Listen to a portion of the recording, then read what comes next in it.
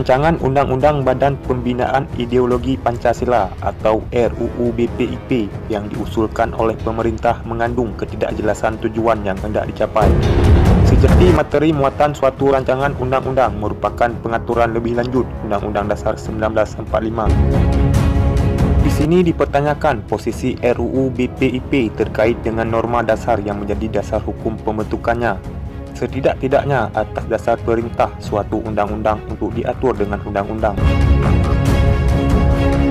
Faktanya, RUU BPIP didasarkan atas kehendak Presiden semata untuk menjadikan pidato Bung Karno 1 Juni 1945 sebagai ideologi Pancasila, sebagaimana tertuang dalam Kepres nomor 24 tahun 2016 tentang hari lahir Pancasila.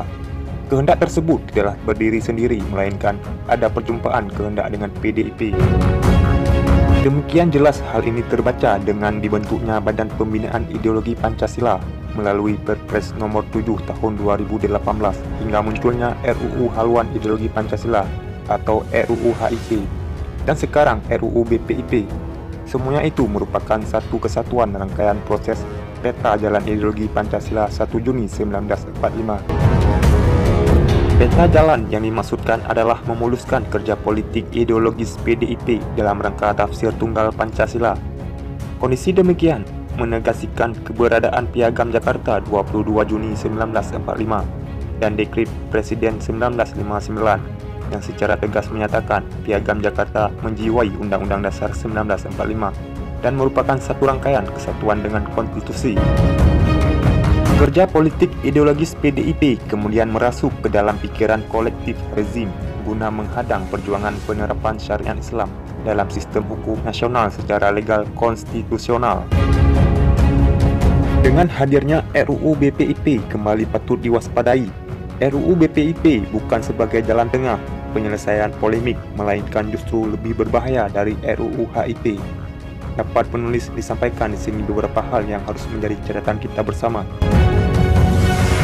Pertama, pada butir mengingat tidak dicantumkan Undang-Undang Nomor 27 Tahun 1999 tentang perubahan KUHP yang berkaitan dengan kejahatan terhadap keamanan negara.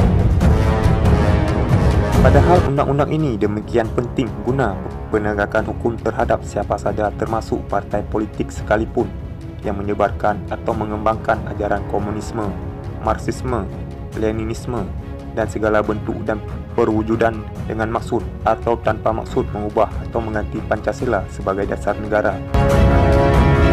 Termasuk pula mengadakan hubungan dengan organisasi di luar negeri yang berasaskan ajaran komunisme, marxisme, leninisme.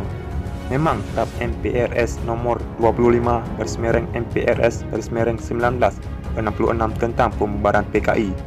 Pernyataan sebagai organisasi terlarang dan larangan terhadap komunis, marxisme, leninisme dicantumkan. Namun terkesan sebagai pajangan belaka sebab Undang-Undang Nomor 27 Tahun 1999 tidak dimasukkan. Di sisi lain, Undang-Undang Nomor 16 Tahun 2017 tentang Ormas disebutkan. Undang-Undang Ormas ini demikian longgar dan multitafsir menyangkut ketentuan pasal 59 ayat 4 huruf C dengan frasa paham lain yang bertujuan untuk mengganti atau mengubah Pancasila dan Undang-Undang 1945. Sifat multitafsir seperti ini membuka peluang sebagai alat pemukul atas dasar tafsir tunggal Pancasila yang melekat pada BPIP. RUU BPIP telah mendelegasikan kepada BPIP untuk merumuskan sendiri tugas dan fungsinya melalui peraturan BPIP terkait dengan nilai-nilai Pancasila yang akan dilembagakan. Patut dicatat, Undang-Undang Nomor 16 Tahun 2017 memang menyebutkan ateisme, komunisme, marxisme, leninisme. Namun, keberlakuannya menunjukkan pada ormas, bukan pada partai. Oleh karenanya, berbeda dengan Undang-Undang Nomor 27 Tahun 1999, sebagaimana disebutkan di atas. Kedua, disebutkan BPIP menyelenggarakan fungsi antara lain yang signifikan. Pelembagaan nilai-nilai Pancasila dalam pembentukan, pelaksanaan, dan penegakan hukum. Di sini peranan BPIP menjadi penafsir tunggal Pancasila dalam sistem hukum, baik dalam pembentukan undang-undang maupun dalam rangka implementasi penegakan hukum. Pada penegakan hukum dalam perspektif kriminal justice system, BPIP menjelma menjadi bagian dari sistem peradilan pidana. Dengan kata lain, BPIP berfungsi sebagai alat penegak hukum. Di sisi lain, RUU BPIP telah memberikan kekuasaan kepada BPIP untuk merumuskan sendiri atas perlembagaan nilai-nilai Pancasila, baik dalam pembentukan, pelaksanaan dan penegakan hukum. Ketiga, terkait dengan disebutnya Undang-Undang Nomor 5 Tahun 2018 tentang pemberantasan tindak pidana terorisme dalam butir mengingat, maka BPIP juga memiliki alas hak untuk menilai suatu paham lain yang terindikasi terorisme. Dengan demikian, BPIP berwenang untuk mengklasterisasi suatu ajaran atau paham keagamaan yang bertentangan dengan Pancasila. Untuk demikian, dianggap sebagai ancaman kekerasan yang menimbulkan suasana teror atau rasa takut terhadap orang secara meluas.